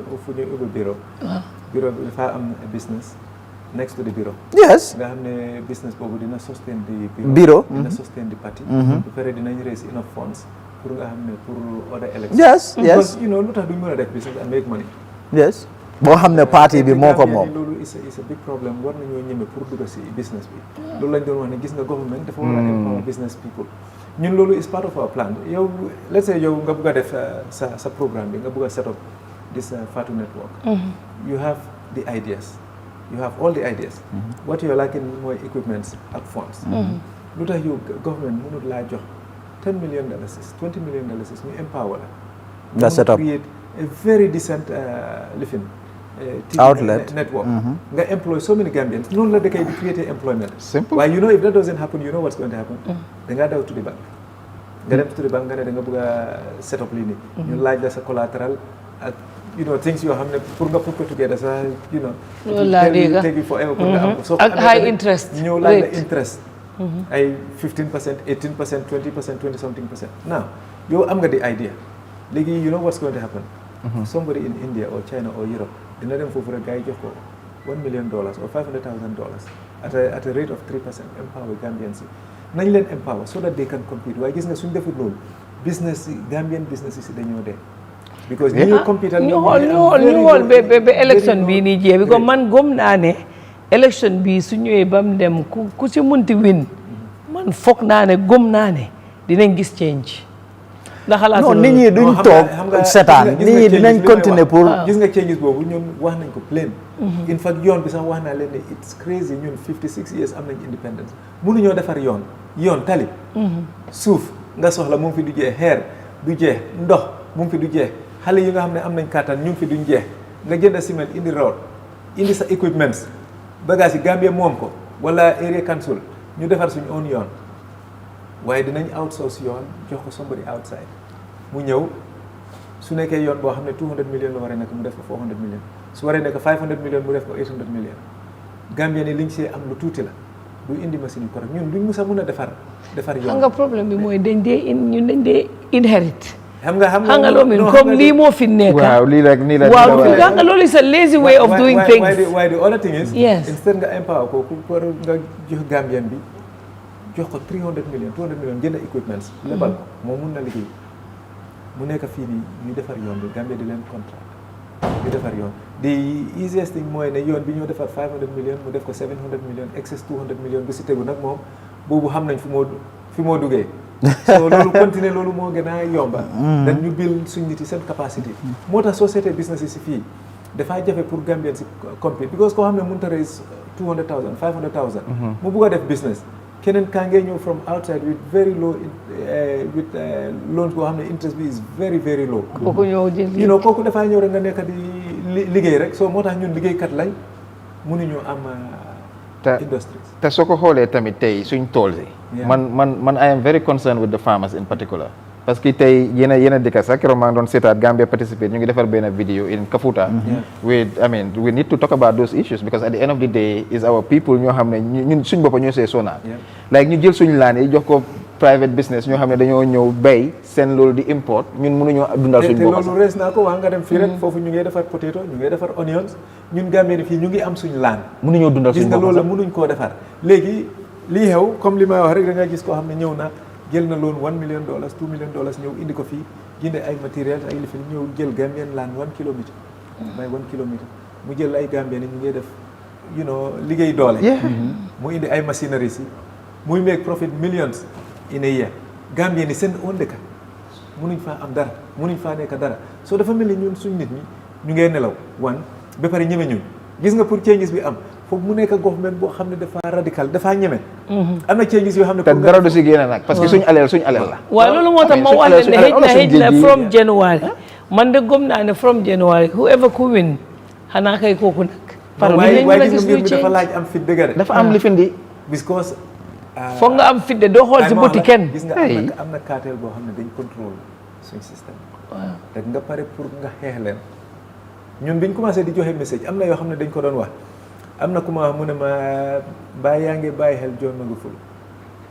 liñ ko def even soo survivé sax soo winee sax élection sax nga xam ne sa laaj waaye foog nga pare pour def changes quickly doo waste time sax dangaa def immediate changes. waaw da ngay am fit de bi kon nit ñi moom foog mu am ñuy mer. xam nga soo ko amut rek doo survive. gis nga dëkk leen la war a am an idea ne ñun luñ bugg a def moo nekk pour ñun. comme tey ñu ngi am géej bi fii nii. ñun tey ñaata miles la xam ne loolu ñun tey suñu waxee Gambia dañ lay wax ne fii la diggante Koyna ba Basse loolu du Gambia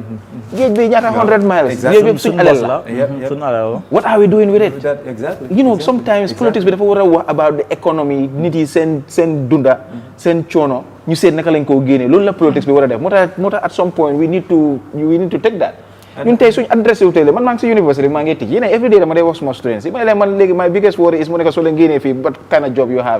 ba fa nga liggéey ngeen a am what job are you gonna get what you gonna get very tight and ñun ñu ngi toog fii di jël loans yoo xam ne ñun war nañoo génn ñun ñefe ñun liggéeyal suñu boppa waaye dañoo nekk di dem jël loan ñëw spend ko si benn lifin next minute bi 10 years man dinaa fay ba ma dee suma doom fay ba dee doomam fay ba dee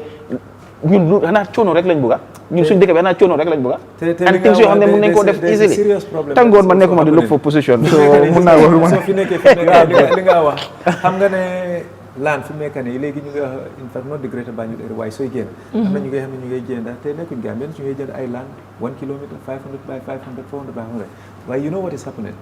léegi soo ñëwee fii nga ñëw Brooks bi area yii nii nga bëgg a jënd laan fu mu nekk nii empty land rek 20 by 20 or 30 by 30 ñu ngi wax ay 1 million 2 million yaa ngi gis 3 million sax empty land Gambien boo xam ne aaninam bi sax mutu 20,000 or 30,000 mu war a jënd land 1 million xam nga $60,000 moom li fay mujjee nekk dañoo nekk fii duñu am land dañoo nekk di rent lu waskat rek la ñoo nekk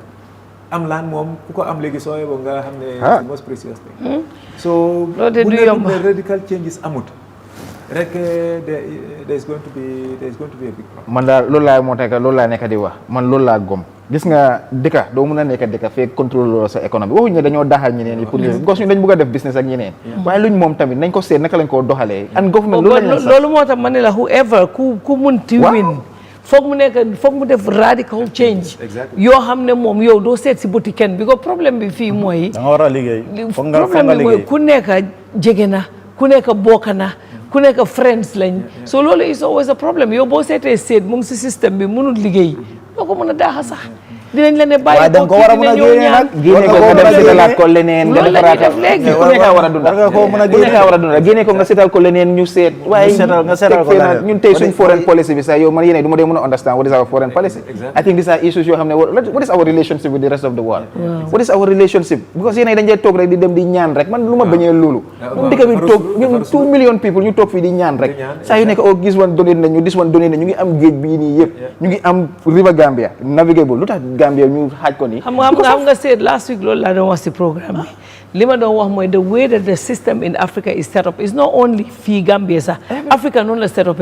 everything is centered around the government that is the biggest problem we have soo ñëwoon fii tey yow nga bëgg a jël sa idea nga bëgg a def leneen doo àgg fenn because da ngaa nekk di dem foo dem da ngaa dal nga delluwaat gis nga loolu moo tax man ne docteur Cissé maa ngi ko doon wax how about moom ak ñu mel ni docteur they have ideas xëy na moom mu ngi wax yëfi laan bi yëfi lii xam na ci dara su ñu kii win su winee and then you go there and say I think we should all work together pour ñu mun a advance dëkk bi man that's what I was saying. Su fekkee ne not to be opposing. waaye nga jéem a try nga seet. nga koo jàppale. ànduma si loolu xam nga ma lu ma andi. déglu moo ko rek li ma wax mooy. su fekkee ne balaa ñuy toog ñun ñëpp yow am nga xam-xam bi. yow am nga xam-xam si dara xam nga ni ñu koy war a opérater waaye yow instead of nga ñëw nga dimbale ma ne ma kaay ma seet fan la ñuy mën a téye fii mu baax. nga toog di criticize rek. Fatou xam nga leen la gis nga nit mu ngaa tey tooy ma toog man kenn mënut a xam dara. mënut a xam yëpp waaw loolu moo nekk wax bi so da nga need opposition da nga need yooyu ñuy waxe alternative bi moo nekk ne ndax opposition bi lu ñoo def ndax ñu ngi koo def and ni ñu koo defee ñu ngi koo defee ni ñu ko war a defee so I think ne boobu is important waaye the other point moo nekk foo xam ne politicians gis nga dëkka ñun ñëpp benn coono la benn problème la nañ am programme boo xam ne is like maybe next 100 years this is what we want ñu design ko ne suñ generation next generation yëpp dinañ si dunda ñoom suñ ñëwee mun nañoo gën a defar ñuy def loolu nga xam ne government bu ñëw moom dafa wax yéen moo nekk priority area ñi koy design ñooñu ñun xam nga ñooñu tam war nañoo mën a nekk ñoo xam nañ li ñuy def xam nga lii da nga affaire design da nga ici moo tax léegi in development lu ñoo wax yéen moo nekk participatory development yaa ngi ñëpp a war a participate village bi at the village level comme ngay wax affaire yi route yi man keroog maa ngay def benn research maa ngay dem benn dëkka lay da ngaa dugg biir dëkka laajte fii fan la laajte fële pour nga xam fan nga dëkka bi te yaa ngi gis àlla xeer yu xonxa alkaali yi lan moo nekk seen njëriñ duñ leen ici ñu mobilise nit yi ñu jox leen area council bi jox leen lifin pour ñu defar yoon yi at least nga start with xeer bu xonxa you know you start with xeer bu xonxa su dara di ñëwee muy gën a développe ngay lifin imaginal su fekkee ne da nga is communication which is the transportation system nga is ko mu fast like if I am to spend 2 hours pour di laajte di dugga ma spend 30 minutes to get to that small business bi dafa gaaw business yi dina mun a dox te dañoo wax ne pharmacy transportation is problem lii is problem loo xam ne is a simple mechanic loo xam ne mun nañ koo fix that's what we need to do but that's what I'm saying the people who know how to fix that we all have to come together and fix it su election rombe waaw léegi nii ñu ngi si campagne waaye su election rombe ku nekk yow mun ngaa fix lii offal loolu ne mun ngaa def lii of course waaye da nga gis ne soo amee a national I think that there is a planning directorate let's plan dëkk bi dañ ko soxla pour plan ko and when we plan it properly da nga gis ne politician bu ñëw da nga fall within that plan Dr. Sab musoon naa def something similar boom that jëloon that advisory role to Talib Bensouda for example saga bi doon wax ne Talib but no they did not want that daf koo jàppale some people did not want that I think that can be something like that was going to be good that's going to be good that's what I'm talking about it does not matter that fan nga belong when it is time you xam nga ne si west bi loolu moo fa am seet it does not matter fan nga bokka when it is about country everybody will come together ñun ñëpp ñu put hands together nga ma la moo nekk suma strategy unsolicited advice wax suma xelaat wax ko ba pare dem tëdda nelaw because man dama am role ku nekk am na role and that's what we suppose ni duloo pour nga dem close to somebody ñeneen ñi mun nañoo déglu ideas from the media moo tax media bi war a vibrant people free to express themselves because si nga amee idea man mun naa wax fii nii lu maa wax yëpp is nonsense fekk keneen mu ngay wax loo xam ne is very sensible you leave mine and then you pick that one ñun de moom media bi moom ku ñëw fii loo bëgg a wax di ko wax moom parce que ñun moom ñun ragaluñ xanaa yow nga toog nga fii ne yow bëgguloo ñëw waaw soo bëggut a ñëw de mën ngaa bañ a ñëw waaye Fatou ne doo fii moom moo man juloo kenn tol kanko fii ñun kenn taxuñu buum di ñu wata di nga wax waaye man fu mu nekk nii gis nga man moom ten bu jotee rek nelaw bi na commencé batterie bi waaw man xaw ma lu tax yéen man 10 o'clock rek ma nelaw léegi fu mu nekk nii programme bi ñu ngi koo ñëw emal fii waaye it's very very interesting waxtaan bi neex na and we're trying to have this more often fu mu nekk nii we're saying every Sunday but eventually it's going to be xëj na maybe 2 times a week or 3 times a week but leena like fi internet bi ma wax noonu ñu ngi wax ne Ibrahima daf ko war a leeral li ma wax ne America ñu loolu amu fa waaye foog naa ne America sooy drive si lii bi si freeway bi soo àggee foo xam ne am na guy yu bari network bi du dee baax rek man xam naa benn tey am na loolu bu nekk US léegi dama dee wax ak moom rek ñu lost connection so ndax because of guy la wala man dama dee def road trip bu bari dama dee def road trip bu bari laa dee def dama dee drive rek waaye booy drive boo àggee fenn rek for some reason daf dee mën a am so ñu ne lu tax nga may bàyyi may wax loolu te ñu ne du dëgga waaye ñu ne internet yi Gambia lañ xam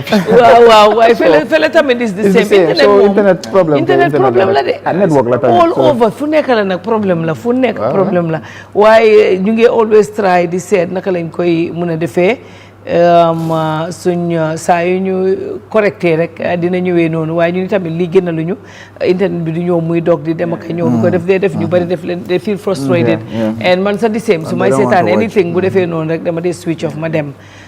so we understand and we'll fix it so fu mu nekk ñu ñëw emal fi programme bi next week dinañ ñëwati inshallah Ibrahima ñu ngi lay wax thank you very much for coming and we hope ne yow sa groupe bi di ngeen toog ngeen def benn decision leetut ngeen join kenn there is a possibility for that right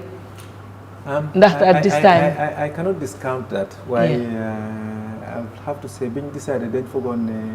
mooy the right decision for the party. xam naa ne ñëpp duñ ko bëgg nag. waaye dañ agree unanimously ne we go that way. ñëpp nag free nañ suñ bëggee sax dem campagne ku leen ne. wax nañ leen ne now against elections mun nañoo dem ak ku nekk. su saani carte bi tamit jotee ñu saani ku leen ne tamit ku leen doy. di leen naa gërëm rek foog naa ne dëkk lii la soxla nit yi toog di waxtaan di wécci wante xelaat I mean at the end of the day ñun ñëpp benn vote leen am nañ leen ensure ne lu gën a important mooy ñu sàmm dëkk bi na pour ñun rek ñun some of us must sacrifice for the next generation and that's what we need to do and di leen naa gërëm di gërëm Mr Manneh ne politics du benn fan I mean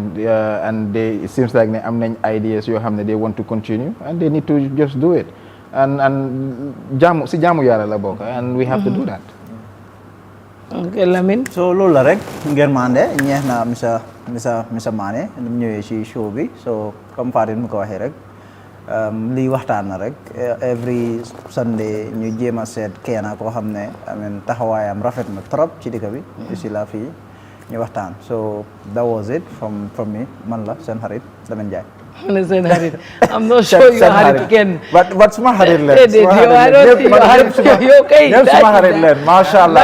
Lamine Ndiaye du xariti kenn. jërëjëf. xam naa ne daal ñu nekk si media bi. soo waxee lu baax si man daal nga nekk suma xarit waaye. waaw soo waxee lu baax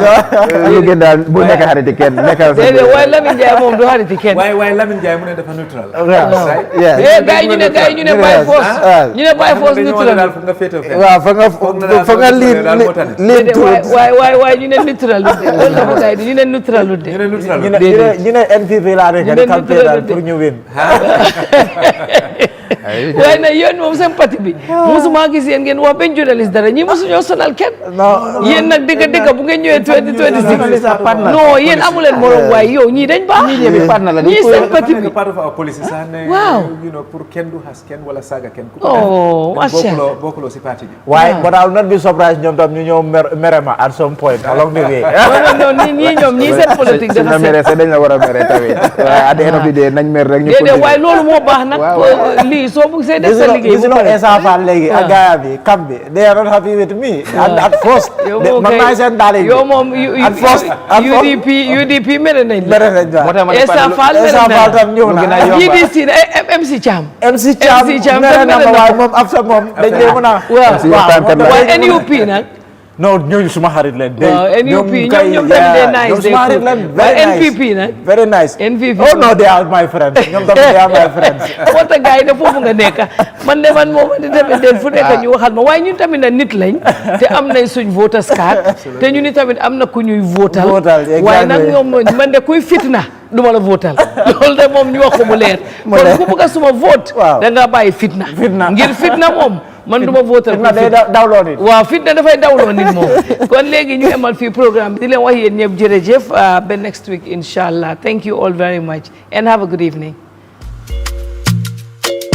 You've been struggling with poor internet for years, haven't you? You spend a fortune on data weekly and still aren't getting your money's worth. Well, we believe you deserve better. We believe you deserve DK Telecom. Yes, you heard me right. DK Telecom. DK Telecom is a Gambian-owned internet service provider which ensures its customers fast and unlimited internet connectivity at madly reasonable prices for both your corporate and domestic settings. Our dedicated team work round the clock to give you value for money. Listen carefully. It really is a new age in telecommunications and you should be a part of it because at DK Telecom, we believe you deserve to be treated right and given the best. All you have to do is visit our office at Sky Blue Plaza on the Bethel Harding Highway, Bijilo, and speak to our friendly customer service agents who will gladly walk you through a plan suitable for you. Better still, call us on 884-4000 or 954-4000. You can also send us an email at info@dktelecom.gm or visit our website at www.dktelecom.gm. Your internet service is only one form away. DK Telecom, we promise the difference will amaze you.